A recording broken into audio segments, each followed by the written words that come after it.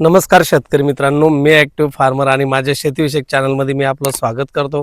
शेतकरी मित्रांनो, महाराष्ट्राच्या प्रमुख पिकांमध्ये मका हे एक पीक असतं आणि बऱ्याचशा कंपन्या मार्केटमध्ये बियाणं विक्री करत असतात. कोणती कंपनी असं म्हणत नाही की आमची बियाणं खराब आहे, पण जेव्हा एखादा शेतकरी त्या बियाणाचा वापर करून अधिकाधिक उत्पादन काढतो, त्याच्या डोळ्यांना चमकदार कामगिरी करणारं बियाणं दिसतं. जसे की त्याच्या वेगवेगळ्या क्वालिटीज आपल्याला सांगता येतील. मग बियाणाचं कलर असेल, वजन असेल, उभे राहण्याची क्षमता असेल, शेवटपर्यंत हिरवागार चारा असेल, अशा सगळ्या गोष्टींचा विचार करून शेतकरी बियाणं चांगलं आहे की नाही याच्या सगळ्या गुणवत्ता ठरवत असतात. मग शेतकरी मित्रांनो, आपण कंपनीचा विचार न करता आपण शेतकऱ्याकडून जाणून घेणार आहोत की त्यांनी कोणता वाण केला, त्याच्यामधून त्यांना मका पिकाबद्दल काय गुणवत्ता दिसून आल्या, त्यांना फायदा होईल की नाही हे सगळं आपण जाणून घेऊया. जर शेतकऱ्याच्या प्रतिक्रिया आपल्याला आवडल्या तर नक्की येत्या हंगामामध्ये किंवा त्यानंतर रब्बी हंगाम पुन्हा येणार आहे, अशा बारमाही पद्धतीनं तुम्ही मका पिकाची लागवड करू शकता. त्यासाठी योग्य बियाणं तुम्हाला गरजेचं आहे. तर चला आज आपण जाणून घेऊया की आज माझ्या पाठीमागे तुम्ही जो प्लॉट बघत आहात तर तो उत्तम प्रतीचा आहे. ज्या शेतकऱ्यानं इथं नियोजन करून हा प्लॉट पिकवलेला आहे, तर आपण त्यांच्याशी हितगुज करूया. नमस्कार दादा. नमस्कार. तुमची ओळख करून द्या. मी शंकर बाबूराव मखरे, राहणार सातारे, तालुका येवला. तुम्ही किती दिवसापासून शेती करताय? साधारणपणे 35 वर्षापासून. तर याच्यापूर्वी तुम्ही मका पीक किती वर्षापासून घ्यायला सुरुवात केली? साधारणपणे 20 वर्षापासून मकाचं पीक घेतो आम्ही. वेगवेगळ्या प्रकारचे वाण आम्ही शेतात नवीन प्रयोग करत असतो. मी नेहमी दरवर्षी नवीन बियाणं जर आलं तर त्याचा पण वापर करतो. आणि यावर्षी मी बायोसीड कंपनीचं 9799 म्हणून एक नवीन वाण आलेला आहे. तो वाण मी रब्बी हंगामामध्ये घेतला आहे यावर्षी 1.5 एकर शेतीमध्ये. हा जो बायोसीडचा 9799 हा जो वाण आहे, हाच तुम्ही का निवडला? या बियाण्याची दाण्याचा रंग आहे चांगला आहे आणि उत्पन्न पण चांगलं येतं आणि चपटा दाना असल्यामुळे त्याला मार्केटिंगला पण बाजारभाव चांगला भेटतो. या बियाणाचे वैशिष्ट्य असं आहे का साधारणपणे याची क्वालिटी सुरुवातीपासून जो कोंब निघतो तेव्हापासून अगदी मका म्हणजे काढणीला येईपर्यंत मकाची काळोखी जो हिरवेपणा आहे तो पण टिकून राहतो. एका चारा हिरवा राहतो आणि मुरघासासाठी म्हणजे दुधाच्या जे जनावर आहे त्यांच्यासाठी हा चारा उपयुक्त आहे. मुरघासासाठी पण वापरला जातो आणि गडद नारंगी रंग असल्यामुळं या मकाला मार्केटिंगला पण चांगला बाजारभाव भेटतो. आणि इतर ज्या मकाच्या व्हरायटी आहेत त्याच्या तुलनेमध्ये ह्या मकाला उत्पन्न पण जास्त आहे. साधारणपणे 2 ते 5 क्विंटल पर्यंत उत्पन्न निश्चितच जास्त निघू शकतं. आता सध्या तुम्ही केली आणि तुम्हाला जे कणस तयार झाले आहे त्याच्यावरून काय वाटतं?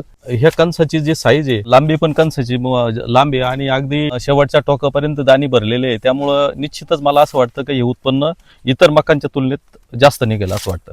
बरं, तुम्हाला एक माहिती आहे का, उत्पादन जास्त घेताना आपल्याला रोपांची संख्या योग्य प्रकारे राखणं गरजेचं आहे. हो. मग याच्यामध्ये तुम्हाला मर वगैरे काही आढळली का नाही? नाही, मर रोग तर नव्हता, पण सुरुवातीला थोडंसं काळीसारखं वाटलं तेव्हा फक्त एक कोरोजनचा हात दिलेला आहे मी.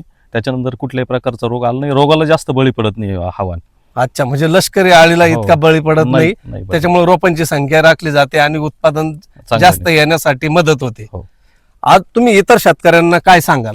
इतर शेतकऱ्यांना हेच सांगाल मी का पुढच्या ज्या 2026च्या खरीप हंगामी त्या खरीप हंगामामध्ये आपण या 9799 या बायोसीड्सच्या कंपनीचं जे बियाणं आहे, जर आपल्या शेतामध्ये ही मका घेतली तर निश्चितच आपल्याला फायदा जास्त होईल आणि उत्पन्न पण आपलं वाढेल.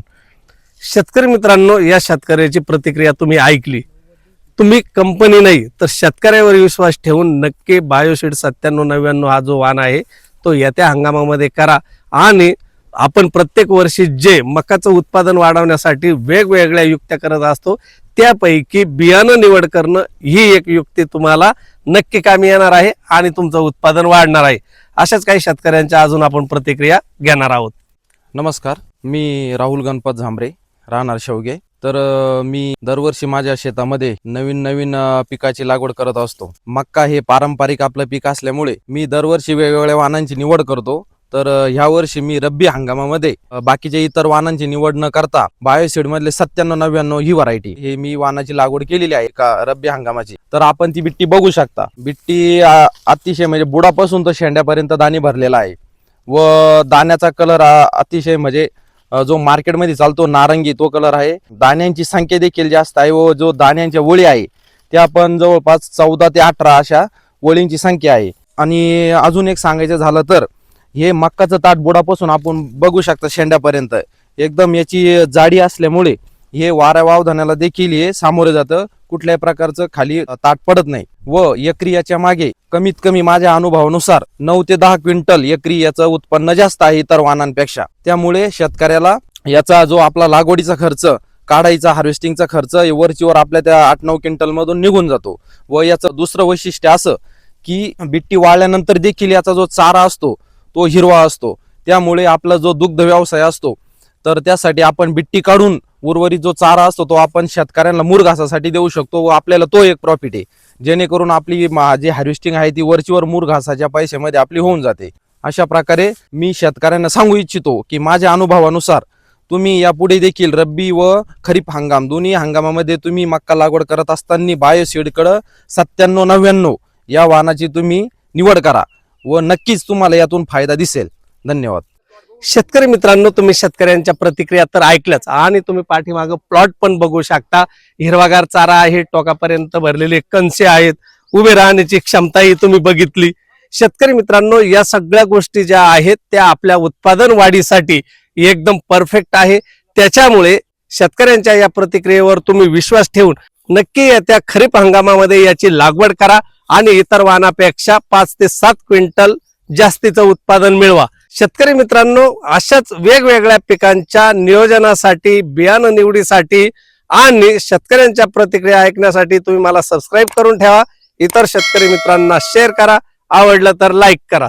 चला भेटूया अशाच माहितीपूर्ण, महत्वपूर्ण आणि नाविन्यपूर्ण व्हिडिओमध्ये. तोपर्यंत नमस्कार.